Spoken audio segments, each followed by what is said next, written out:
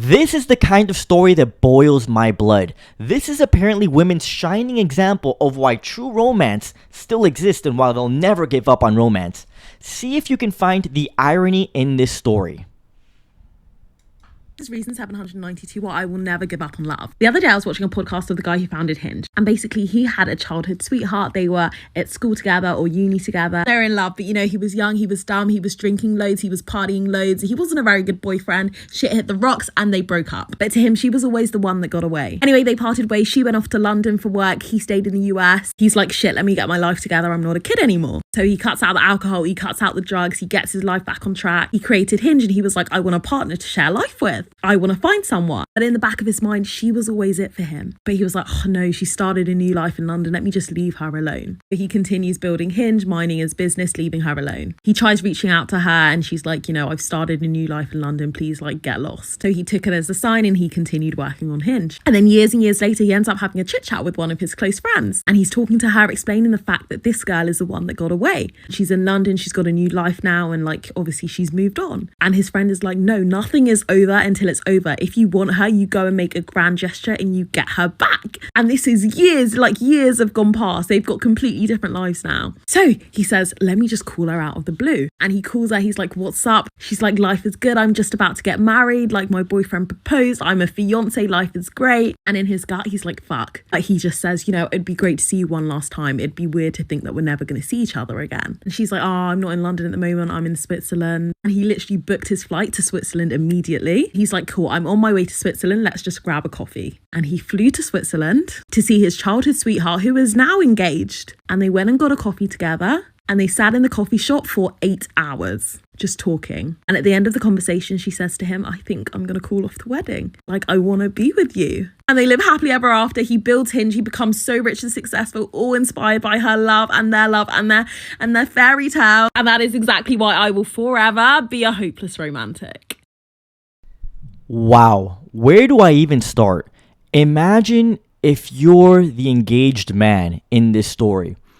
You'll just lose your hope in all women. It's hard to come back after that one. At least you dodged a bullet and you didn't get married and have kids with this woman. But my God, tell me that if the situation wasn't flipped and it wasn't a man going to the coffee shop instead to meet up with his ex and have an 8-hour date, tell me then if the women would still be here talking about true romance. No, they wouldn't. They would be saying that men are trash and why is he entertaining his ex? Why is he doing that? Well, that's emotional cheating. This is why you can't trust men. All men are dogs. Blah, blah, blah. This is one of those, it's cool when you do it, but it's a problem when I do it type of situations. Absolutely wild. And here's what's even crazier too.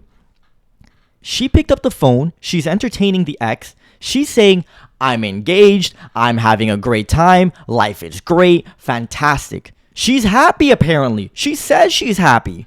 She wasn't even doubtful. She was happy. Yeah, I'm great. I'm getting married. Blah, blah, blah, blah, blah. All the good stuff. And she still entertained the ex. She still went out for coffee. Do you think that the other partner knew? I doubt it. I doubt it. Because you know that's not what you're supposed to be doing. Why are you entertaining an ex? This is traumatic. That means that you can always have an ex that can come back at any moment. Just because, hey, he was the one, he just didn't have his shit together. It's absolutely wild. Now, I'm happy for them. I hope they have a great life. It's still not happily ever after. Now, I wish them the best. I really do. But marriage is a long-term commitment. And if they broke up once, I can't see I'd be surprised if it were to happen again in the future. Now, they're just filthy rich. But this is one of those stories that women are like, oh, this is why I believe in true love. Meanwhile, someone else in the story got absolutely wrecked and taken for a clown. It's not a good story about romance. You got to see both the good side and the terrible side of romance. This is why people are left traumatic now, in trauma, because they can't commit to anybody now. They don't want to jump 2 feet full forward, full-fledged into a relationship because of stories like this. This just tells you that nobody is ever safe. You think you're ready. You made the commitment. You're getting engaged. And then one 8-hour date? What are we doing here?